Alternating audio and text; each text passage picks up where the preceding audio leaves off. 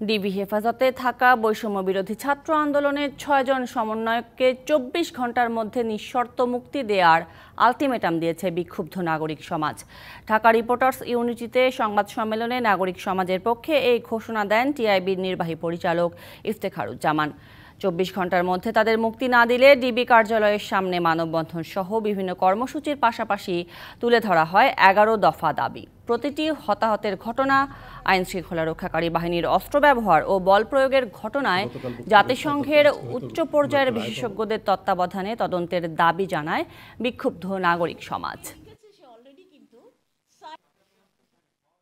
যদি আসলেই শান্তি ফিরিয়ে আনতে হয় এবং সমস্ত কিছুর ঊর্ধ্বে যেহেতু জীবন, সেহেতু সেইভাবে কাজ করতে হবে, সেই ওয়াদা রাখতে হবে এবং সেভাবে এগিয়ে আসতে হবে, না হলে আসলে সবকিছুই অর্থহীন। ২৪ ঘন্টার মধ্যে যদি যাদেরকে আটক করা হয়েছে ডিবি কার্যালয়ে তুলে নেওয়া হয়েছে সেটি বন্ধ করা, সেটা তাদেরকে যদি নিঃশর্ত মুক্তি না দেওয়া হয় তাহলে ডিবি কার্যালয় থেকে সামনে মানববন্ধন থেকে শুরু করে আরও কঠোরতার আন্দোলনে বাংলাদেশের নাগরিকের পক্ষ থেকে আমরা সবাই আন্দোলনে ঝাঁপিয়ে পড়ব।